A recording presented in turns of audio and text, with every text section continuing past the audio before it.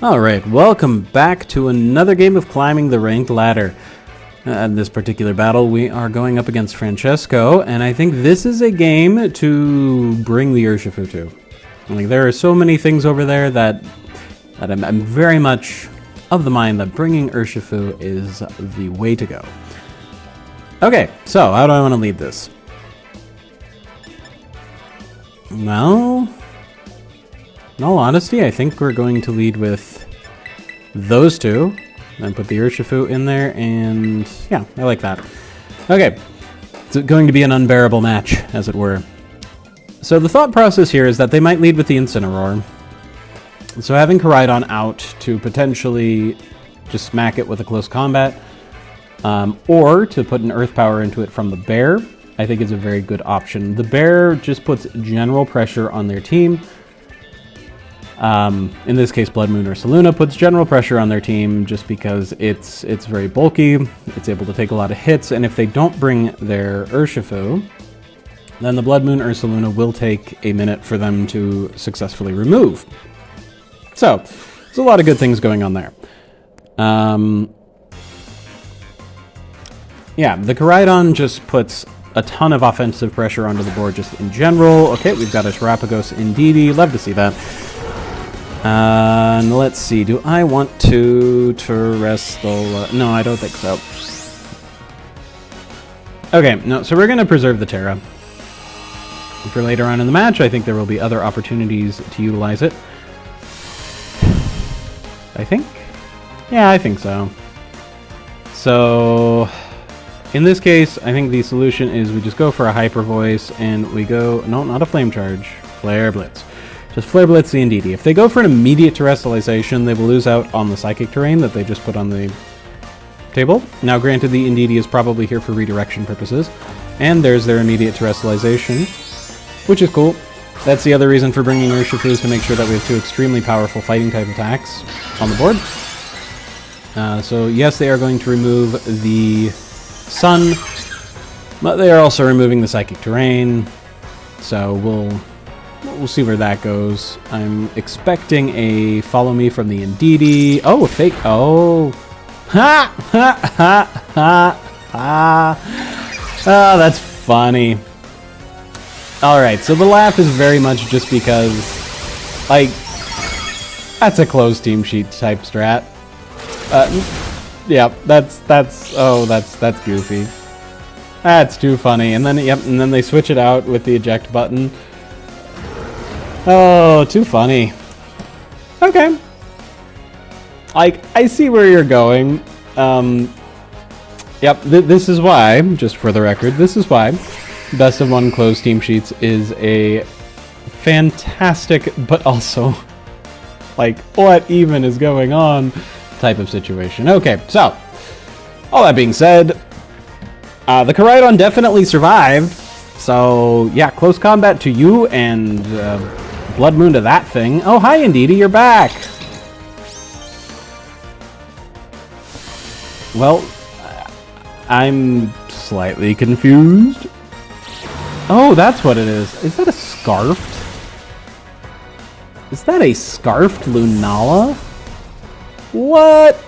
Yeah, okay. Well, Francesco, you got a gimmicky team here. I'm feeling the gimmicks. Not to worry. I'm actually going to bring in Calyrex in this circumstance. So the reason for bringing in Calyrex next is because I suspect their Lunala is... Oh, wait, no, yeah, their Lunala outran my Koraidon. So that is very much a choice Scarf Pokemon right there. Yeah. So we're just going to start chucking Glacial Lances at them. Helping Hand, yay! Okay, well, the Bear is going to go down to this one. Expanding Force is going to come out.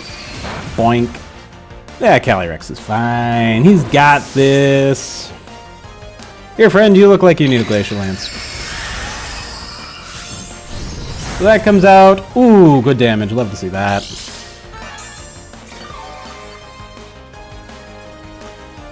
Okay. It's a good time. It's a good time. Okay. Urshifu comes out. There we go. In all honesty, he's just gonna detect. There's really no reason for him to do anything other than detect in this circumstance. The Indeedee is probably gonna go for a fall. Well, no, I don't know what the Indeedee is gonna go for. Yeah. Because they're in kind of a rough situation. The Lunala is choice locked, and as such is going to struggle to get through the... Okay. Hi. It's Incineroar. Oh, that's neat. I appreciate your psychic terrain. I don't have to worry about a fake out. So next turn, there will be a... Okay, cool. Yep, that works. So the follow me, in this case, is not really doing anything because we went for the detect. The Glacial Lance is just going to pick up the KO on the Indeedee, thereby getting the knockout. We'll see what they decide to come back in with in the next turn.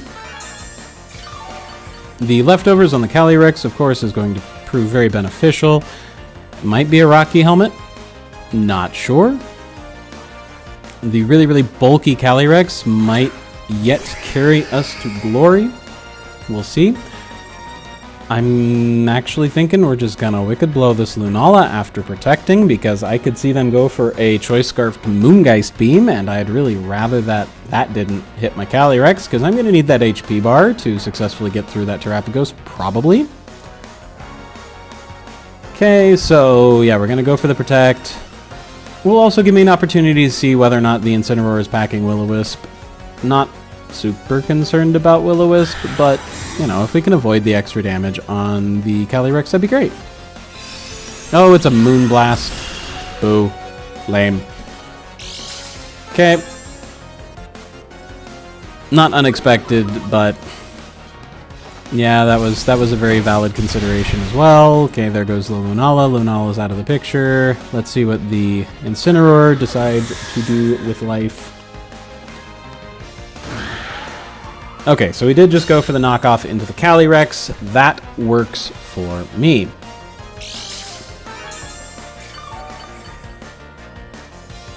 Okay, Leftovers doing great things here. I am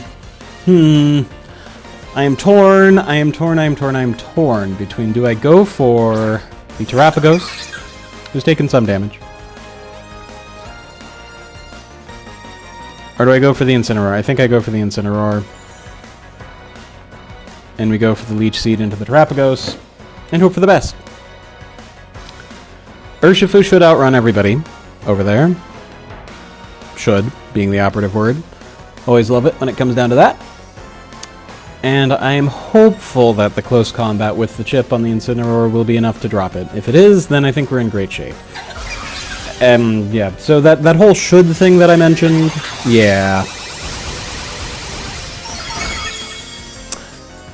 Makes me wonder if you have a absolute max speed, probably timid Terapagos, if that's enough to outrun. Probably is. Alright, well, good game to my opponent. Yeah, okay, you know what? I'm going to take a half second, and we're going to look it up while we see what they have. Okay, we've got... Let's see. Okay, so we go for Urshifu. And we're just going to add that. Just need to set a couple of things here. Currently running the calculations to see whether or not a max speed Urshifu versus Terapagos, because this is not the first time that I've been outrun by a Terapagos, so I think that, and let's see here, that's not the Stellar, that's the, I think that's the Terastal form. Right? Yeah, that looks like the Terastal form. Okay, cool. Nice. 2 with a nature that boosts speed. Let's see here. Speed. There we go. Timid nature. Yes. Okay.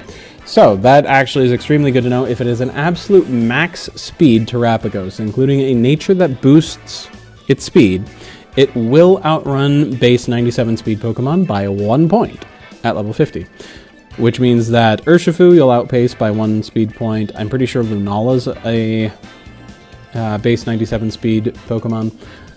So yeah, that's extremely good to know. All right, well, that was educational, and thank you for watching today's video. Great game to my opponent. And yeah, hope that you enjoyed today's video and look forward to seeing you next time.